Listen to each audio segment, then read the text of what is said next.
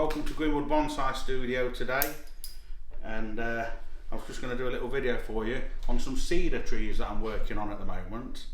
Last night I was down at Bristol Bonsai Society doing a demonstration and talk, and I took a few cedars along to work on and to show to the members down there. It's about 160 miles from us here at Greenwood, so it was a bit of a late journey back. I got back at like 1:30 in the morning, but I'm in work today, just starting where I left off last night.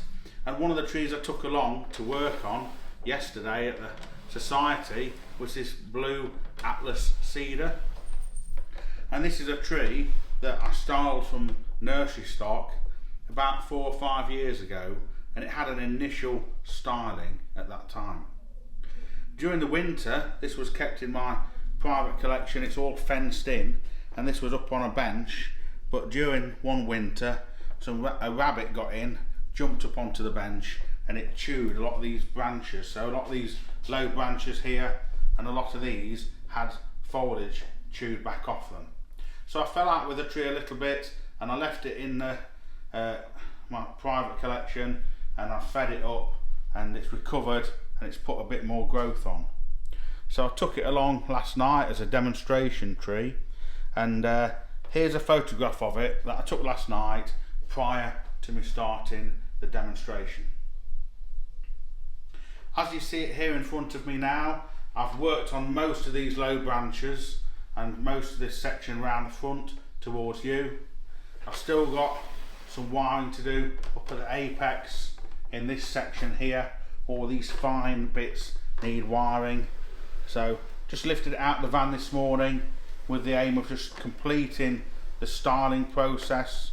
These little bits all want wiring down. So this is kind of probably 70% through the styling.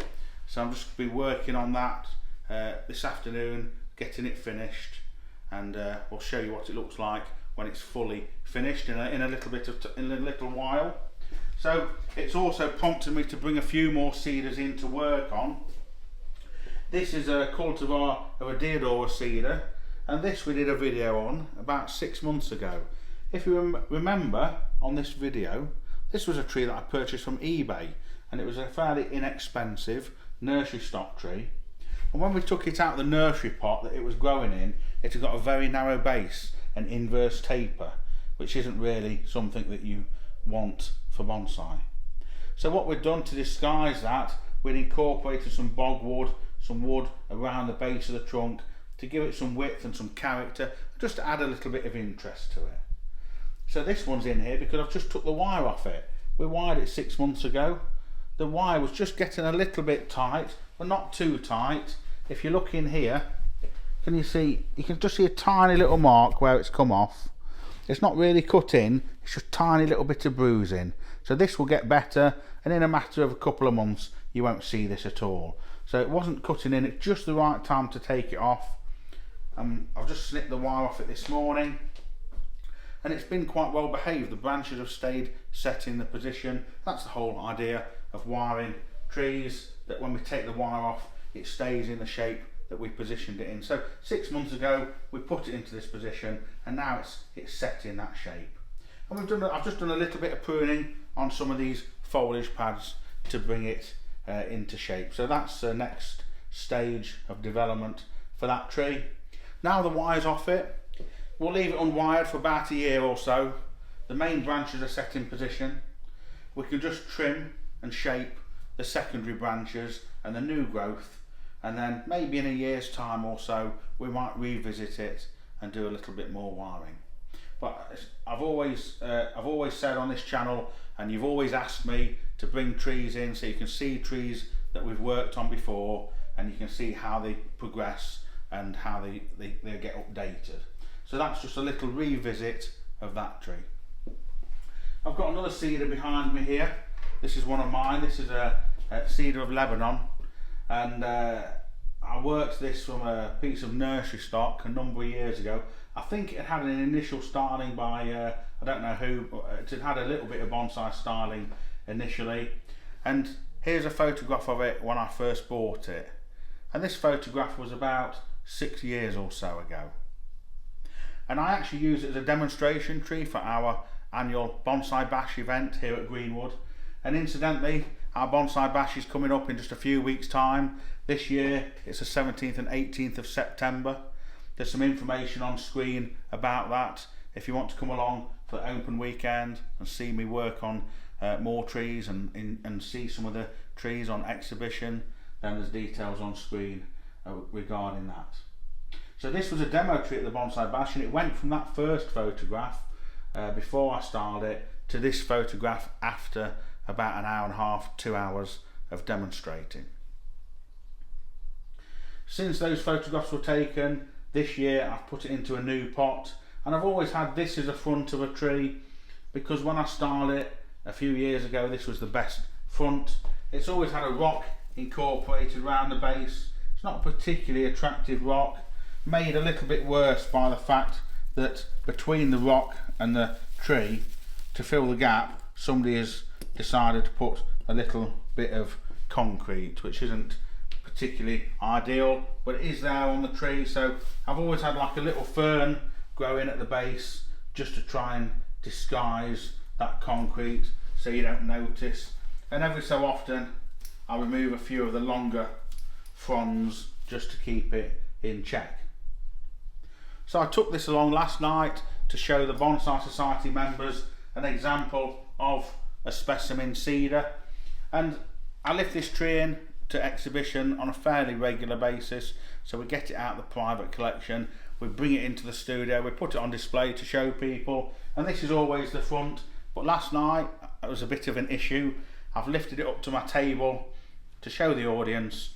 I've got it on a turntable. I'm sort of looking at the back of the tree, and I've seen it with fresh eyes, to be honest, and I've realised there's another front to the tree. And this might not have been the best front years ago. Arguably, it's still not the best front. But this line here, these two little markers, this I consider, with fresh eyes, to be a better front for this tree. It's a better view now of the base, and the rock, the concrete isn't so obvious. It's got a hole in it here. It's actually more interesting, and we get good flow of these roots and the base of the trunk here, and we still get the fern just drifting over the top.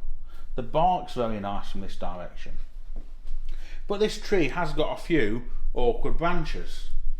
This one up here comes up from this second branch, but it does afford us this foliage pad that we need. So if I was going to use this as a front, I need to do a little bit of work on it, and one of the things I'm going to need to do, I need to hide this section in here. So this bit here is quite thick and heavy. I'm going to have to see if I can get a guy wire where my thumb is and pull this down quite tight into the tree like this. So if I can get this pulled down and this wired into here like this, and this put into here, I can hide some of that structure that isn't so good. So that's now an ongoing project for me to work on, and it's just that I saw this last night, this front, and now it's annoying me because I now know I think I can make a better tree with this as a front.